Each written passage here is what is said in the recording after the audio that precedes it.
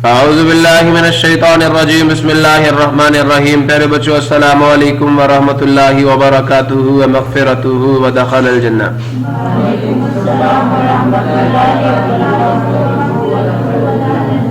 Rabbi इश्रह ली सदरी व यस्सिर ली अमरी वहलुल उक़दतम मिन लिसानी यफ़क़हू क़ौली। Rabbi ज़िदनी इल्मा, rabbi ज़िदनी इल्मा, rabbi ज़िदनी इल्मा।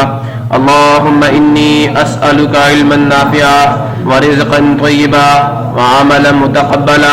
अल्लाहुम्मा अल्लिमनी अल किताब वल हिसाब। अल्लाहुम्मा ज़क्किरनी मिन्हु मा नसीतु व अल्लिमनी मिन्हु मा जहिलतु। अल्लाहुम्मा खुज़ बियदिक। मेरे बच्चों, आज हम लोग 9th class mathematics chapter number 14 के थ्योरम नंबर 1 को डिस्कस करने जा रहे हैं। थ्योरम नंबर 1 कहता क्या, इसकी स्टेटमेंट आपके सामने है। कल हमने एक थ्योरम प्रूव किया था कि अगर एक लाइन सेगमेंट, गौर से सुने, अगर एक लाइन सेगमेंट किसी भी ट्रायंगल की दो साइड्स के मिड पॉइंट्स को ज्वाइन करे तो वो तीसरी साइड के क्या होगा, तीसरी साइड के हाफ के बराबर होगा। और एक और बात थी, वो तीसरी साइड के क्या होगा, पैरेलल होगा। तीसरी साइड के क्या होगा। और मैंने इसकी जनरलाइजेशन बेटा आपको उस वक्त भी दी थी। मैंने कहा बेटा, अगर एक लाइन आपकी किसी ट्रायंगल की एक साइड के पैरेलल हो जाए, वहां था क्योंकि मिड पॉइंट्स को ज्वाइन करेगा तो तीसरी जो आपकी साइड है उसके पैरेलल होगा। ठीक है, समझ आ नहीं है। अब एक बात याद रखिएगा, अपने दिमाग में बिठाइएगा बेटा, याद रखना, अगर एक लाइन आपकी ट्रायंगल की एक साइड के पैरेलल हो तो जो बाकी दो साइड्स को वो डिवाइड करती है ना, ये देखें इसने डिवाइड कर दिया आपकी इन दोनों साइडों को, बाकी वो तो मीट करेगी ना। एक के पैरेलल है तो बाकी दो को इंशाल्लाह इंटरसेक्ट करेगी। और हर साइड के कितने टुकड़े बनाएगी, कितने टुकड़े बनाएगी, एक ये टुकड़ा, दूसरा ये टुकड़ा, एक ये टुकड़ा, दूसरा ये टुकड़ा। प्रॉब्लम किसी को, बेटा जी इन दो टुकड़ों की जो रेशो होगी वो इन दो टुकड़ों की रेशो के बराबर होगी। They will be in proportion. In proportion का मतलब एक साइड के जो दो सेगमेंट्स बनेंगे उन दोनों की रेशो दूसरी साइड के सेगमेंट्स की रेशो के बराबर होगी। मेरी बात समझ आई नहीं आई, समझ आया नहीं आया। जिस रेशो में ये दो सेगमेंट्स बनेंगे उसी रेशो में ये दो सेगमेंट्स भी बनेंगे। इन प्रोपोर्शन होने का मतलब ये है। अब पढ़ लें, a line parallel to one side of a triangle and intersecting the other two. एक लाइन जो कि क्या हो, पैरेलल हो। A line parallel to one side, किसके, एक साइड के, parallel to one side of a triangle and intersecting the other two sides। ठीक है, फुल स्टॉप, यहां तक बेटा आपका गिवन है। डिवाइड्स देम प्रोपोर्शनली, क्या मतलब है इसका, प्रोपोर्शनली उनको डिवाइड करती है, प्रोपोर्शनली उनको कट करती है। इसका मतलब यह है कि इस लाइन के उन दोनों साइडों को मीट करने से जो उन साइड्स के दो सेगमेंट्स बनेंगे, उन दो, एक लाइन के दोनों सेगमेंट की रेशियो दूसरी लाइन के दोनों सेगमेंट्स की रेशियो के बराबर होगी। We can say that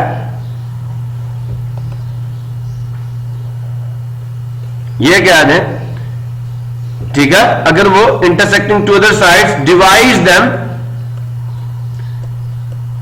in same ratio. आप यू भी कह सकते हैं बेटा जी इसको। प्रोपोर्शनली का मतलब यह कि जिस रेशियो में उनको डिवाइड करेगी। अब आपकी यहां पे क्या, एडी, उसकी रेशियो किसके साथ, डीबी के साथ वही होगी जो एई की रेशियो ईसी के साथ है। यह कहा जा रहा है आपको कि जो इसके टुकड़े होंगे एक साइड के, जिस रेशो में एक साइड के टुकड़े होंगे उसी रेशो में दूसरी साइड के भी टुकड़े होंगे, दोनों रेशोज इक्वल होंगी। प्रॉब्लम किसी बच्चे को क्लियर हो गया। ये प्रोपोर्शनली का मतलब ये है कि जिस रेशो में एक साइड जो है वो डिवाइड हुई है उसी रेशो में दूसरी साइड भी डिवाइड होगी, उसके भी सेगमेंट्स बनेंगे। अगर किसी बच्चे को ये मेरी बात समझ नहीं आई तो मुझसे पूछ लो। क्लियर हो गया? थ्योरम की स्टेटमेंट समझ आ गई है कि एक लाइन है जो कि आपकी एक साइड ऑफ द ट्रायंगल के पैरेलल है और बाकी दो साइड्स को कट कर रही है, मीट कर रही है। समझ आ गया? तो ये जब उन दो साइड्स को कट करेगी तो किस अंदाज में कट करेगी? इस अंदाज में कट करेगी कि दो सेगमेंट्स बनेंगे, उनकी रेशो दूसरी साइड के सेगमेंट्स की रेशो के बराबर होगी। सबको क्लियर हो गया? अब मेरे बच्चा में सिर्फ एक छोटा सा काम करना है और हमारा ये थ्योरम प्रूव हो जाएगा। छोटा सा एक काम करेंगे, छोटा सा। देखें, फर्स्ट ऑफ ऑल तो मुझे आप ये बताएं आपका गिवन क्या है। पहले शक्ल ना बना लें, बना लें। ये देख, एक शक्ल बन रही है।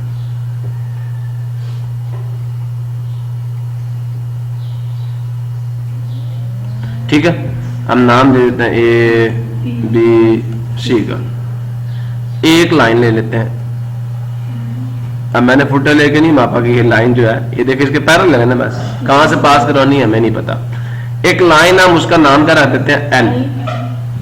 वो मीट करती है आपकी साइड ए सी को किस पे? पॉइंट पी पे, और बी सी को पॉइंट क्यू पे। समझ आ गया आप लोगों को? इसकी प्रॉपर्टी क्या लाइन एल की कि भाई ये लाइन एल जो है ना, ये साइड ए बी के पैरेलल है, और जो आपकी साइड ए सी है उसको पॉइंट पी पे मीट करती है, और जो साइड आपकी बी सी है उसको पॉइंट क्यू पे मीट करती है। यहां तक किसी बच्चे को कोई मसला हो तो मेरे से पूछो। गिवन यही है, लिख लें।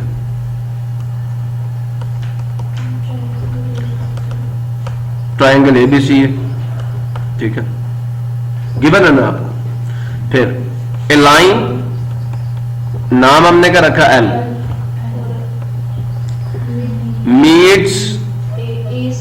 Meets side A C and B C at points. A C को कहां पे मिली? पी पे, एंड बीसी को मिली क्यू पे रिस्पेक्टिवली। नहीं समझ आया बेटा? क्लियर सबको? एक और बात जो हम लिखना भूल गए कि जो आपकी लाइन है ना, इसका नाम रख देते हैं हम लोग पी क्यू। एल या पी क्यू एक ही बात है ना, लाइन पी क्यू। याद रखना, पी क्यू जो है ये लाइन है, ये क्या? पैरेलल है किसके? साइड ए बी के, तीसरी साइड के पैरेलल है। बेटे किसी को मसला है तो मेरे से पूछो कि जिन दो टुकड़ों में आपकी एक साइड टूटती है ना, एक टुकड़ा ये बनता है, एक टुकड़ा ये बनता है, इन दोनों की रेशो लो। मैंने ले ली, ले ली। ये भी तो दो टुकड़ों में टूट रही है, नहीं टूट रही? जैसे इसको ऊपर रखा है ना, तो इसको भी ऊपर ही रखना, इसको नीचे रखना, रेशो लो। ये दोनों रेशोज क्या आएंगी? इक्वल आएंगी। ये मतलब हमने यही प्रूव करना है। क्या प्रूव करना है जी? जो सी क्यू है, इसके मैग्नीट्यूड की रेशो किसके साथ? क्यू बी के साथ। बतौर क्यू बी के साथ, ये वाला इसके साथ वो बराबर होगी किसके? सी पी, हाँ, की रेशो किसके साथ? पी ए के मैग्नीट्यूड के साथ। इसको बेटा हम यूं भी लिख सकते हैं सिंबॉलिकली कि ये magnitude of C Q ratio magnitude of Q B is in proportion. कह सकते हो? नहीं कह सकते? प्रोपोर्शनल का ये इक्वलिटी का मतलब प्रोपोर्शनल, ये इक्वल ही है यार। इक्वल डाल दो, ये डाल दो, बात एक ही है। With what? Magnitude of C P ratio magnitude of P A. बात समझ आ गई? अंडरस्टैंड और नॉट? ओके, सब समझ गए हो? अब बेटा जी छोटी सी कंस्ट्रक्शन करनी है और हमारा थ्योरम प्रूफ हो जाएगा। कंस्ट्रक्शन क्या है जरा गौर कीजिएगा, गौर कीजिएगा, कंस्ट्रक्शन के ऊपर गौर कीजिएगा। बेटा जी इस साइड को ना, ये जो ये पॉइंट जो आपका वर्टेक्स, इसको ज्वाइन करो पी के साथ। ट्रायंगल नजर आ रही है आपको? बी पी क्यू नजर आ रही है? फिर ए को किससे ज्वाइन करना है?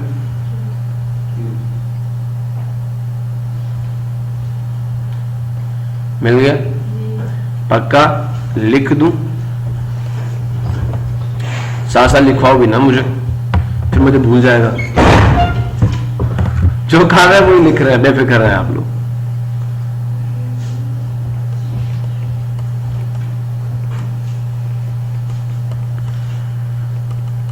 कंस्ट्रक्शन ज्वाइन किया किसको, B to P and A to Q. Problem किसी को? एक और काम करने लगा मैं, यहां से एक पी क्यू ये क्यू होगा, नहीं सॉरी, इसको हम क्या देते हैं, पी टी क्या दे। तो मैंने एक परपेंडिकुलर ड्रॉ किया है, draw P T perpendicular to, पूरी साइड का नाम क्या है, एंड सिमिलरली यहां से एक परपेंडिकुलर हम यहां ड्रॉ करेंगे। ठीक है बेटा, तो हमने क्या किया, हमने एक और परपेंडिकुलर ड्रॉ किया क्यू एम, किस पे, सी ए पे, तो सुन रहे हो, एंड फुल स्टॉप। सो बेटा जी कंस्ट्रक्शन पूरी हो गई, गिवन पूरा हो गया, टू प्रूफ भी हमने लिख लिया। तो इसके बाद हम क्या किया करते हैं पहले बच्चों, अब एक फार्मूला आपको समझाना है हमने कि ट्राइंगल का एरिया कैसे कैलकुलेट करते हैं। देखें बेटा जी, आपके पास अगर एक रेक्टेंगल हो, ठीक है, उसकी लेंथ ए हो और विड्थ बी हो, तो एरिया किसके बराबर होता है, लेंथ इनटू विड्थ के बराबर होता है ना। ए मल्टीप्लाई बी करोगे, नहीं करोगे। अब मैं इधर से एक डायगोनल ड्रॉ करता हूं यूं का, ठीक है, ये भी बी है। बेटा जी हम लोगों ने एक थ्योरम पढ़ा कि जो डायगोनल होता है ना किसी भी ये रेक्टेंगल भी पैरेललोग्राम है, तो वो आपके पैरेललोग्राम को दो कॉन्ग्रुएंट ट्रायंगल्स में डिवाइड कर देता है। ठीक है, तो इसका मतलब इन दोनों का एरिया सेम होगा, नहीं होगा। तो मुझे ये बताएं, इस triangle A B C D, मैं इस ट्रायंगल का एरिया ए बी डी का एरिया फाइंड करना चाहता हूं, तो ये जो आपकी रेक्टेंगल का एरिया इसका हाफ ले लूं, क्या एरिया ऑफ रेक्टेंगल जो है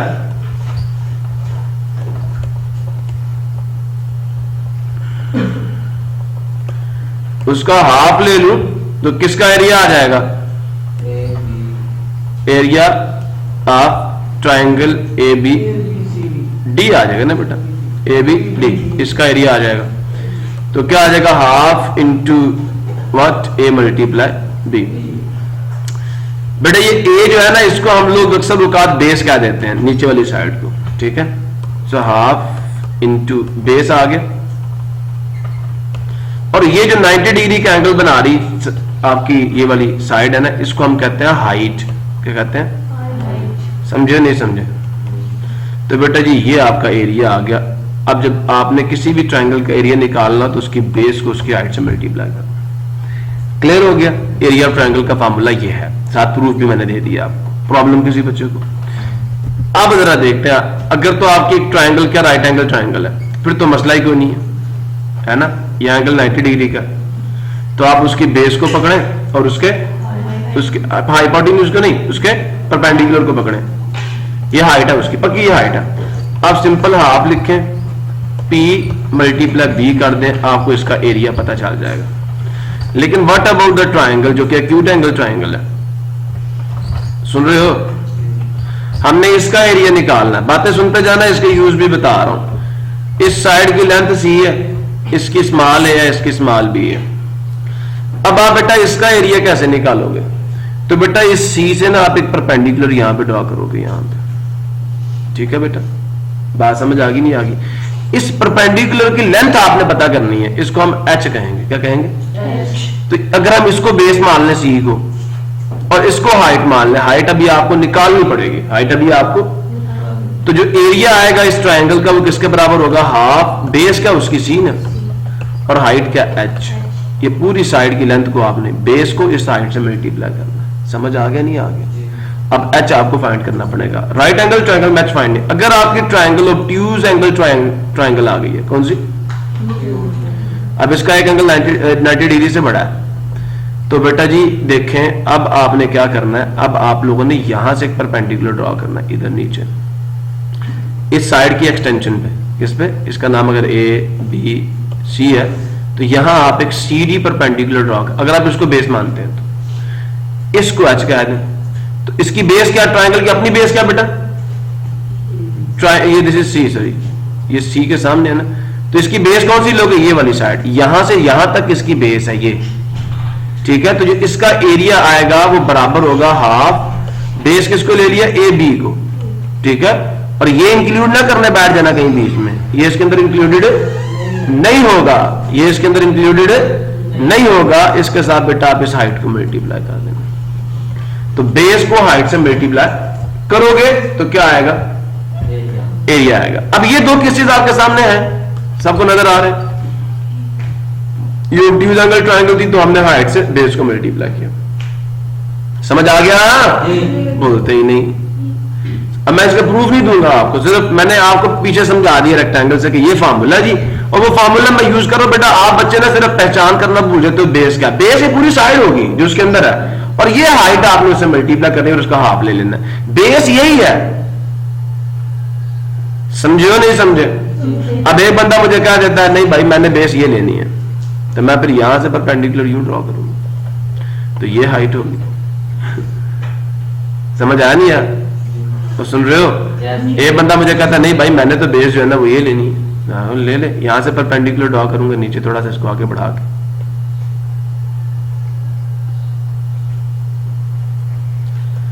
यहां से यूं, बेस यही रहेगी, सुन रहे हो। अब बेस ये होगी और हाइट ये होगी, इससे मल्टीप्लाई करूंगा, एरिया वही आएगा, एरिया वही आएगा जो एक फार्मूले से आ रहा है, एक को बेस मान लो जो एरिया है, सारे फार्मूले से एरिया एक ही आएगा, बेफिक्र रहो, घबराने की जरूरत है नहीं है। किसी एक साइड को बेस मान लो और हाइट फाइंड कर लो, क्लियर हुआ नहीं हुआ। ये इंशाल्लाह 10वीं में मैं आपको बताऊंगा हाइट कैसे निकालते हैं, ये हम इसका प्रूफ करते हैं। बातें मेरी आपने समझते जाना है, स्टेटमेंट्स और दूसरा रीजंस।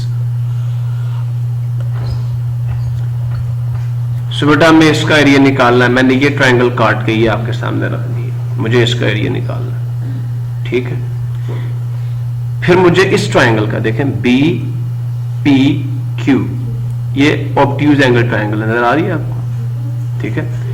अगर मैं इसकी हाइट प्लॉट करूंगा तो यहां से देखें ये इसकी हाइट आएगी, ये मैंने साथ लिख दी है यहां पे, ठीक है। किसी बच्चों का मसला है तो बेटा पूछें आप लोग, दिस इज बी, ये वाला, ठीक है, और सुन रहे हो। सो मुझे एक इस ट्रायंगल का एरिया लिखना है और दूसरा इस ट्रायंगल का, जो मैंने आपके सामने यहां पे अगर आप कहते हैं हाईलाइट कर दूं तो मैं उसको हाईलाइट करने के लिए भी तैयार हूं।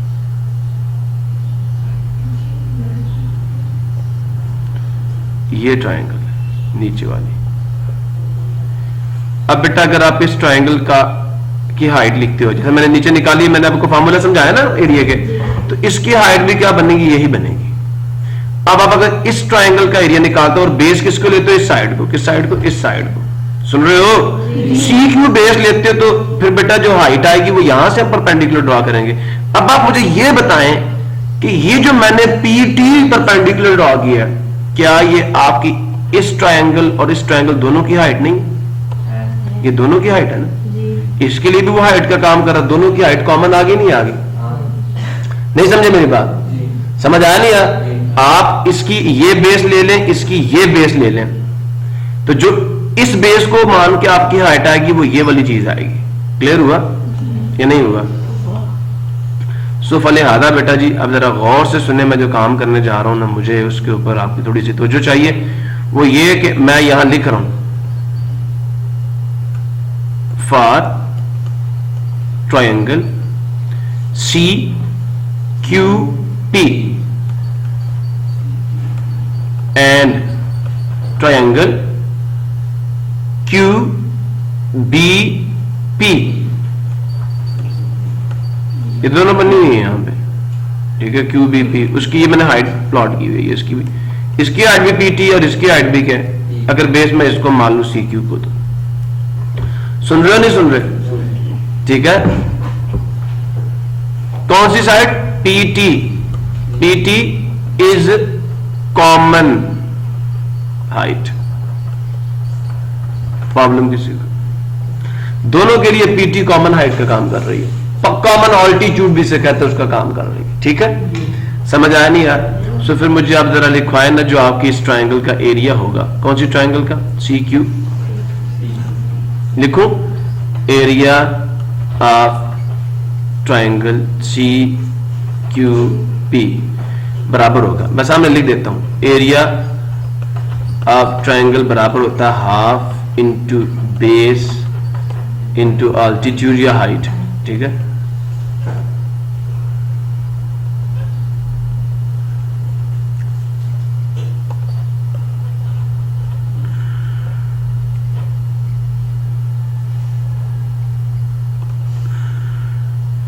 Half times base times altitude या हाइट, प्रॉब्लम किसी। सो बेटा जी हाफ ऐसे ही आ गया, बेस क्या है इसका, ये लिख रहा हूं सी क्यू पी का, कौन सी बेस ले रहा हूं मैं, इस साइड को बेस मान लो, क्योंकि मैंने अपने थ्योरम में यही शो करनी है ना, सी क्यू की रेशियो जो है वो क्यू बी के रेशियो और इन दोनों की रेशियो, तो मैं इसको बेस मान रहा हूं, इसको, ठीक है। बेस क्या हमारी सी क्यू का मैग्नीट्यूड टाइम्स, और हाइट क्या है इसके लिए, पी टी का मैग्नीट्यूड,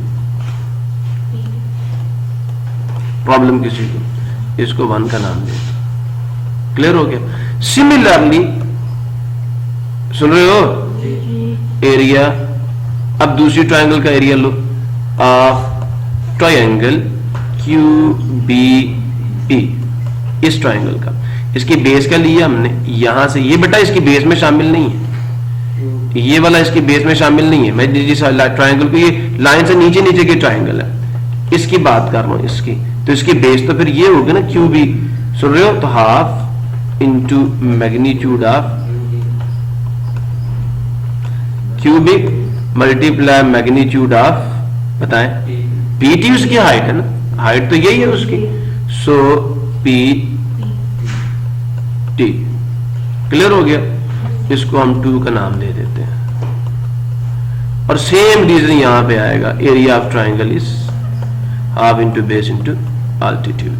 किसी बच्चों को बात नहीं समझ आई पूछा।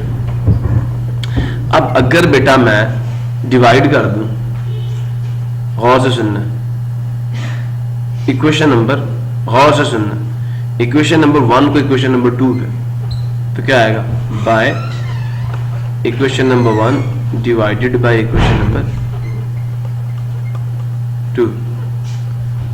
तो मैं इधर रफ वर्क में करके फिर मैं मिटा देता हूं, देखें ऊपर आ जाएगा एरिया ऑफ ट्राइंगल सी, ये पहली है ना, Q P divided by area left side से of triangle Q B P,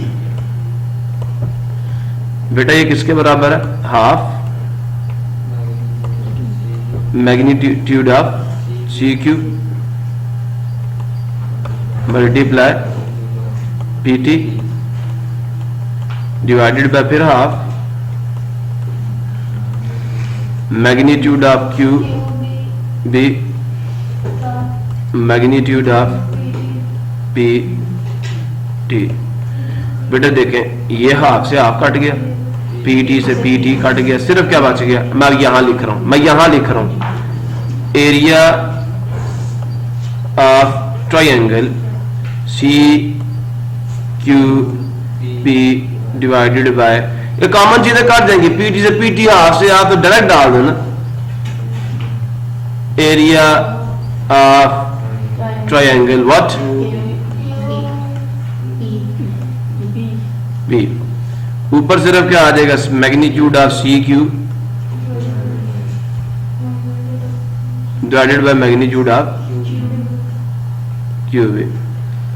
अच्छा बेटा जी, अगर मैं आपको एक असाइनमेंट दूंगा अब कि सिमिलरली अगर आप एक काम और कर लें, काम बड़ा आसान सा है, तो मुश्किल काम नहीं है, अभी आपको समझ आ जाएगा। ट्रायंगल यही रखूं, इसका एरिया लूं, लेकिन अब बेस पता कि उसको मानूं सीपी को, तो हाइट कौन होगी, क्यू एम नहीं होगी हाइट, और इस ट्रायंगल का एरिया लूं किसका, ए क्यू पी का। समझे नहीं समझे? मैं नेक्स्ट स्लाइड पे आपको ले जाता हूं, यहां पर हाईलाइट कर देता हूं, ये ले, इस ट्रायंगल की अब बात करूंगा।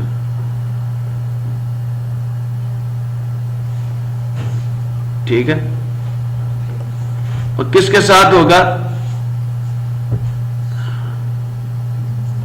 इसके साथ, इस पूरी ट्रायंगल के साथ।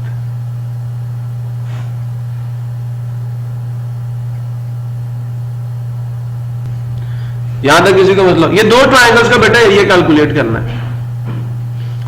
ठीक है, मैं वहां पे सिमिलरली लिखूंगा। अगर मैं इसको बेस मानूं, इसको, और इसको बेस मानूं, तो मुझे बताएं जब मैं इसकी इस साइड को बेस मान के इसका अल्टीट्यूड ड्रॉ करूंगा, तो क्या यही लाइन अल्टीट्यूड नहीं होगी? मानिए, बताइए मुझे, होगी नहीं होगी?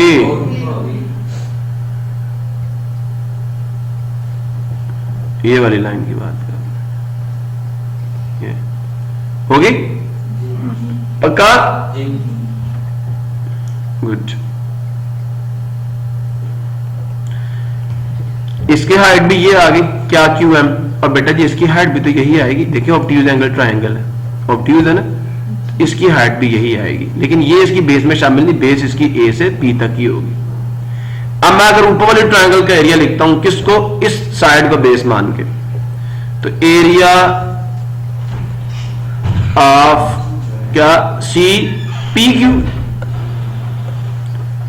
किसके बराबर होगा, हाफ इंटू बेस क्या है उसकी, मैं पहले लिख दूं बेस टाइम्स हाइट। ठीक है बेटा, अब मुझे बात बताएं आप, मैंने ट्रायंगल का सिंबल नहीं डाला, हाफ ऐसे ही आ गया, बेस की जगह पे क्या आएगा, हमने कहा था सीपी बेस देनी है, उसका मैग्नीट्यूड आ जाएगा। फिर हाइट हमने क्या ली है, मैग्नीट्यूड ऑफ एम ले लिया। क्लियर हो गया इसका एरिया। अब मुझे बताएं इसका एरिया किसके बराबर होगा, एरिया ट्रायंगल क्यू, या ये कह दें P A Q, P A Q किसके बराबर आ जाएगा, half times what is the base, we are taking P as base, magnitude of P A times what is the height, height वही Q M में आएगी, और सुन रहे हो, मैग्नीट्यूड बेटा ये। ठीक है, अब इन दोनों की आप रेशो लेना। ठीक है, इसको मैं 1 स्टार कहता हूं, इसको मैं 2 स्टार कहता हूं। जब इन दोनों की रेशो लेंगे, इसका एरिया ऊपर आ जाएगा, हाफ से हाफ कट जाएगा। ठीक है, क्यू एम से क्यू एम कट जाएगा, ऊपर सी पी डिवाइडेड बाय, समझ आया नहीं यार, डिवाइड करने से, ठीक है, by star divided by double star. क्या आ जाएगा जी, area of triangle C P Q divided by area of triangle P A Q.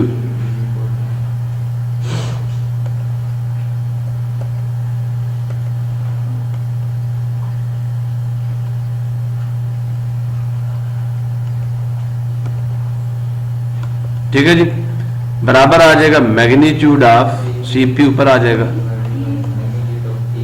P आ जाएगा। लेकिन बेटा ये काम मैंने करना नहीं है ना, आपने करना है, सिर्फ आपने बेटा अपने थ्योरम में का डाल देना। ये सिर्फ आपके लिए शो किया कि आपको समझ आ जाए। ठीक है, बुक पे भी यही लिखा होगा, आप बेफिक्र रहें। ये देखें, उन्होंने एक के लिए शो कर देना, दूसरे के लिए सिमिलरली। ठीक है, अब बात समझ आ रही है नहीं आ रही? सो अब यहां पे बेटा जी हम क्या कह देंगे, सिमिलरली फॉर, अगेन यही ट्रायंगल है, लेकिन अब हम ये वाला आल्टीट्यूड यूज करेंगे और बेस ये यूज करेंगे। वो सुन रहे हो? तो we will write here similarly what, ऊपर वही आएगा एरिया ऑफ ट्राइंगल सी, वही ट्राइंगल है ना, डिवाइडेड बाय, अब एरिया किसका आएगा? Area of triangle P A Q. अब इसका नहीं आएगा, इसका नहीं, अब इसका आएगा, ये ट्राइंगल जो थी इसका, सॉरी नहीं इसका नहीं, इसका मैं भी क्या कर रहा हूं, ये नहीं, ये वाली ट्राइंगल याद है ना। So therefore of P A Q triangle, इसको ऊपर रखा तो बेस क्या ली थी? ये ली थी ना सीपी, तो ऊपर सीपी आ जाएगा मैग्नीट्यूड, और नीचे किसका, मैं इसकी बेस का मैग्नीट्यूड क्या? ये पी ए। क्लियर हो गया बेटा जी? इसको हमने नाम दे देना किसका? 3 का, और इसको 4। ये सिमिलरली के अंदर बेटा जी मैंने रफ ये सारा काम किया, ये वाला होगा, आपने करना नहीं है, आपको समझ होनी चाहिए। आप देखिए एक के लिए किया, जब इसकी इस बेस को, इसको बेस मान के एरिया फाइंड किया, इसको बेस मान के एरिया फाइंड किया, तो एरिया की ratio CP C Q by QB के बराबर आई नहीं आई। अब इसका एरिया इसको बेस मान के, तो ये ऊपर आएगा और ये नीचे आएगा बस, और इसको ट्राई, समझ आ गया? अब बेटा जी एक चीज अगर हमें, मेरी बात और से सुनना आप, हमें ये पता है कि area of triangle C Q P और area of triangle C Q P numerator same है या नहीं? सेम है ना। अब डिनोमिनेटर पे झगड़ा है, किस चीज का? कि मुझे नहीं पता कि ट्राइंगल क्यू बी पी और ट्राइंगल पी ए क्यू का एरिया बराबर है या नहीं। न्यूमरेटर्स का एरिया क्या है? बराबर है, लेकिन क्या डिनोमिनेटर का एरिया बराबर है या नहीं, ये हमें चेक करना है। अगर इस ट्राइंगल का एरिया इसके बराबर आ जाता है तो बेटा हमारा थ्योरम क्या हो जाएगा? प्रूफ हो जाएगा। दोनों साइडें, इन दोनों रेशियोज की क्या हो जाएगी? एक साइड सेम हो जाएगी तो दूसरी भी सेम हो जाएगी, हमारा थ्योरम प्रूफ हो जाएगा। अब हम यहां पे लिखते हैं स्टेटमेंट्स एंड रीजंस।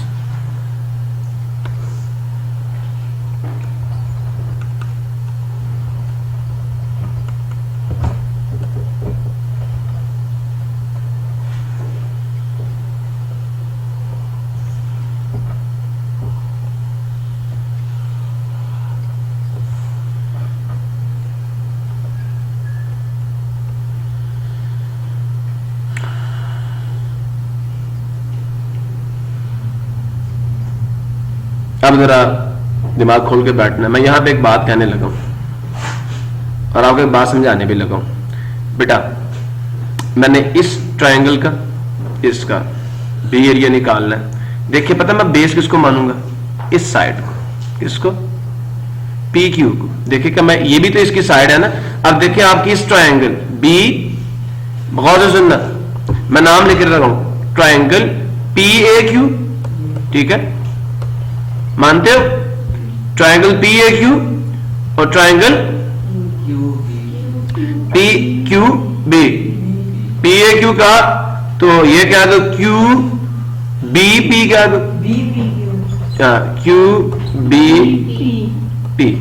ये दो ट्रायंगल्स हैं और सुन रहे हो क्या इन दोनों में पी क्यू नहीं आ रहा? बोले दोनों में पी क्यू आ रहा है, तो मैं इसको दोनों की एक कॉमन बेस मान लूं। देखिए मैं कहूँ ये बेस है जी, अब मैंने इसको बेस मान के एरिया फाइंड करना, ठीक है बेटा जी? गौर से सुने, तो फिर मैं यहां से हाइट फाइंड करूंगा ना, यहां से परपेंडिकुलर यहां से ड्रॉ करूंगा। मानते हो नहीं मानते? ये यहां से यहां तक का परपेंडिकुलर डिस्टेंस होगा और मैं यहां से भी परपेंडिकुलर ड्रॉ करूंगा।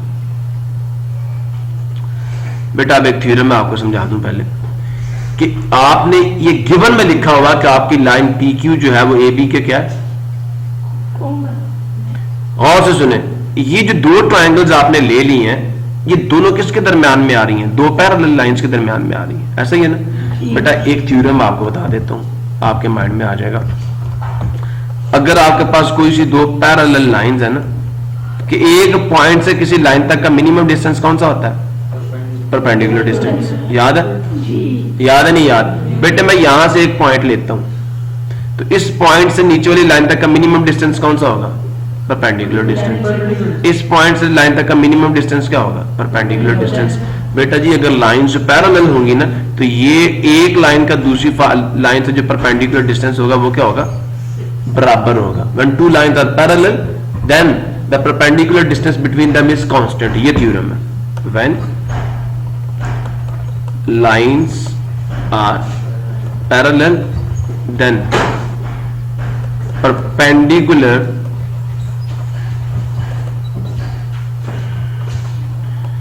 Distance between them is constant, या ये कह दें सेम। क्या होगा? सेम होगा। ये वाला डिस्टेंस अगर मैं इसे AD कहता हूं, इसको BP कहता हूं, तो AD बराबर होगा BP की। ये थ्योरम है, वेल नोन थ्योरम है। अब इधर आप यहां पे आ जाए, मुझे ये बताएं, आपने लिखा हुआ गिवन में कि ये जो साइड AB है ये लाइन PQ के पैरेलल है। लिखा हुआ नहीं लिखा हुआ? ये वाली साइड इस लाइन के पैरेलल है। लिखा हुआ ना? लिखा हुआ। तो फिर मुझे ये बताएं कि जो परपेंडिकुलर डिस्टेंस बिटवीन AB, जिसको हमने इसको मैं नाम दे देता हूं स्मॉल कैपिटल X का, इसको कैपिटल Y का, तो क्या कैपिटल X से B तक का डिस्टेंस और कैपिटल Y से A तक का डिस्टेंस कांस्टेंट होंगे? नहीं होंगे। लाइंस पैरेलल है ना, तो इसका मतलब बेटा इन दोनों के ऑल्टीट्यूड्स हो गए सेम। इन दोनों की हाइट क्या होगी? ये भी H है तो ये भी क्या है? H है। दोनों की हाइट सेम हो गई। यहां तक किसी बच्चे को प्रॉब्लम हो? और दूसरी बात बेटा बेस भी दोनों की सेम है, तो बताएं एरिया सेम होगा नहीं होगा? मैं यहां लिख देता हूं, गौर से सुनना। इन दोनों ट्राइंगल्स का लिखता हूं। ट्राइंगल PAQ का एरिया जो होगा वो बराबर होगा, मैं यहां पे A डाल देता हूं, एरिया ऑफ ट्राइंगल PAQ वो किसके बराबर होगा? बेस क्या उसकी? PQ। PQ ली, हाइट उसकी H है, दोनों सेम जो हुई। सिमिलरली आपकी दूसरी ट्राइंगल जो कि QBP है उसका भी एरिया हम यहां निकाल लेते हैं, वो भी होगा हाफ इंटू बेस, तो वही PQ हमने ली है, मानते हो? और हाइट उसकी भी वही है। और समझे हो नहीं समझे? अब तुम दोनों की रेशियो ले लो ना, जरा दोनों को डिवाइड H से H कर देगा, PQ से PQ का हाफ से हाफ, तो इनकी रेशियो का आंसर कितना आएगा? इन दोनों की एरिया की रेशियो का आंसर कितना आएगा? बोले। P ट्राइंगल क्या थी? Triangle PAQ divided by triangle area साथ डाल रहा हूं, एरिया क्या जी? QBP, ये बराबर आ जाएगा 1 के। इसको इधर लाके मल्टीप्लाई करो तो क्या एरिया ऑफ ट्राइंगल PAQ 1 से जब मल्टीप्लाई करो तो आंसर यही आ जाएगा, एरिया ऑफ ट्राइंगल QBP के बराबर आ जाएगा। बेटा मैं डाल देता हूं BP के, समझ आ गई है? अब मैं लिख दूं वहां पे और साथ थ्योरम भी डाल दूं रीजन में कि क्या triangles having same base and same altitude have same area. ये इंशाल्लाह हम अपने लास्ट चैप्टर में थ्योरम प्रूव भी करेंगे कि दो पैरेलल लाइंस के दरमियान में जो ट्राइंगल्स लाई करती हैं और जिनकी बेस क्या हो? कॉमन हो। Triangles with same base and lying between the two parallel lines have same area. ये थ्योरम आगे 16th चैप्टर में, तो मैं वहां आपको इसका प्रूफ भी करवाऊंगा। मैंने वैसे भी आपको दे दिया, अभी मैंने प्रूफ ही तो दिया आपको, नहीं समझे? दोनों के जब ऑल्टीट्यूड सेम है, लाइंस पैरेलल है, उनके दरमियान में जो डिस्टेंस होता है वो कांस्टेंट होता है, ठीक है? बेस भी सेम है, हाइट भी सेम है, तो एरिया क्यों नहीं सेम होगा? यही बेटा हमने यहां पे अब लिख देना। ये स्लाइड नहीं हमारी, यहां से हमारा प्रूफ चाह रहा था, ठीक है? समझ आया नहीं है? अब मैं सिर्फ क्या कहूंगा कि भाई ये जो बेस पे आपकी ट्राइंगल है ना, ये वाली ट्राइंगल, ये और ये जो आपकी ट्राइंगल है, इन दोनों का एरिया सेम है, तो फिर क्या हो जाएगा? ये वाली रेशियो और ये दोनों का न्यूमरेटर सेम था, डिनोमिनेटर भी सेम हो गया, तो ये वाली रेशियो और ये वाली रेशियो क्या हो जाएंगी? सेम हो जाएंगी। तो इसका मतलब बाकी दो रेशियोज भी क्या हो जाएंगी? आपकी दो इक्वेशंस की एक साइड सेम हो तो दूसरी सेम नहीं होती, बाय ट्रांजिटिव प्रॉपर्टी। सो बेटा जी मैं आप यहां पे एक चीज लिख रहा हूं कि बच एरिया ऑफ ट्राइंगल।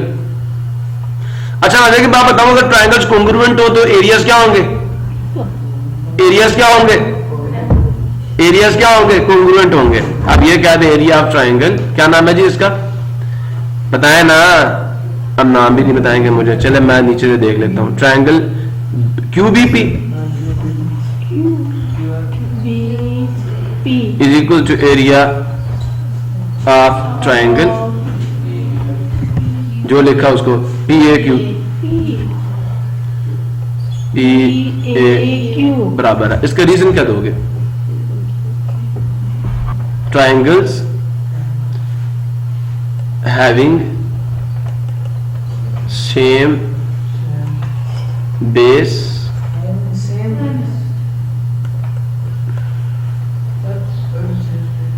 जी नहीं समझे मेरी बात, ये ले triangles having same base and lying between two parallel lines. इसका मतलब पता क्या है? Same base and same height. इसका क्या मीनिंग है? Lying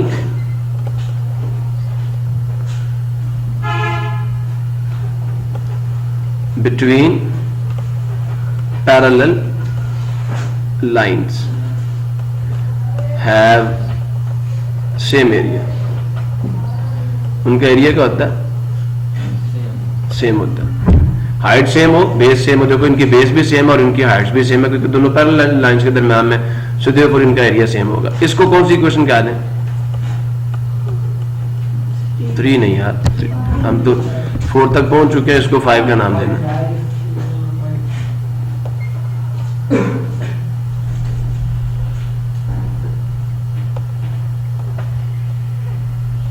क्लियर हो गया? यहां तक किसी को मसला हो?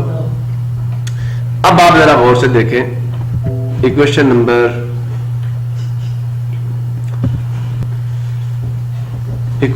3,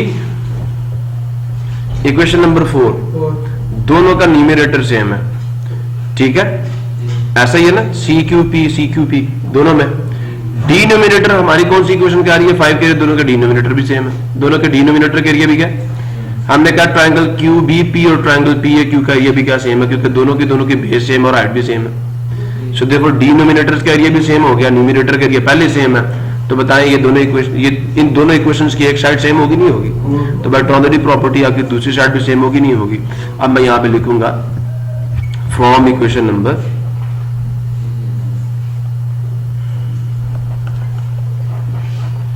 3, 4 and 5. ठीक है, 3, 4 and 5. क्या लिखूंगा मैं, बताएं मुझे? जो मेरे पास लेफ्ट हैंड साइड्स हैं 3 और 4 की, वो मुझे कौन कह रही है? इक्वेशन नंबर 5 कह रही है कि भाई डिनोमिनेटर भी सेम है, न्यूमरेटर तो पहले सेम थे, तो इनकी लेफ्ट हैंड साइड सेम हुई नहीं हुई? तो राइट को मैं सेम कर दूंगा. अगर राइट है दैट, बताएं जी राइट हैंड साइड क्या? Magnitude of CQ divided by magnitude of QB. लिख दूं? Magnitude of CQ divided by magnitude of QB is equal to magnitude of CP divided by magnitude of PA. ठीक है जी. तो बेटा हमने proof तो कर दिया. ये तो हमने गिवन लिखा था, चेक करें. गिवन नहीं, सॉरी, टू प्रूफ लिखा था. Magnitude of CQ divided by QB हमने ऊपर का लिख दिया, CQ divided by QB is equal to CP divided by PA. ये लिखा था. अब आप इसको और लिख के ये भी लिख सकते हैं कि magnitude of CQ ratio magnitude of QB is equal to magnitude of CP ratio magnitude of PA. Problem किसी? It is the proof for you. But I will check. यहां इन्होंने क्या कहा बेटा? ट्रायंगल्स कॉन्ग्रुएंट है. ट्रायंगल्स कॉन्ग्रुएंट होगी तो area क्या होता है बेटा? सेम होता है. ट्रायंगल्स को कॉन्ग्रुएंट कर दो, ये कह दो एरिया सेम है बेटा, बिल्कुल ठीक बात है. मैंने आपको कहा था कि कॉन्ग्रुएंसी का मतलब ये होता है कि उनकी शेप भी सेम है, उनका एरिया भी सेम है. समझे नहीं समझे? साइज भी सेम है. साइज मतलब एरिया. तो area of triangles with common base and same altitude are equal. वजह क्या? क्योंकि आपकी ED और CB, ये आपकी बेस थी और ये आपकी वो लाइन थी जो आपकी दो साइड्स को कट कर रही है. सो ऑल्टीट्यूड आर इक्वल, ये गिवन था. इससे हमने डिड्यूस किया. आप भी यहां पे डाल दो. ठीक है, हम यहां पे क्या लिखेंगे कि हमारी जो PQ लाइन है ना, PQ, वो पैरेलल है किसके? AB के. सो हाइट्स आर सेम,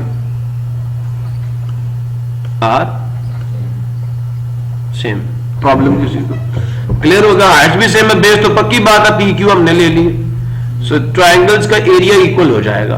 ये इक्वल हो जाए तो डिनोमिनेटर्स क्या हो जाएंगे? लेफ्ट साइड्स के इक्वल हो जाएंगे. न्यूमरेटर पहले इक्वल थे, हमने क्या देना? चलो जी राइट हैंड साइड भी सेम है. समझे नहीं समझे, इन 3 इक्वेशंस को यूज कर रहे हैं, हमारा प्रूफ हो गया। यहां तक किसी बच्चों को बात नहीं समझ आई, पूछो।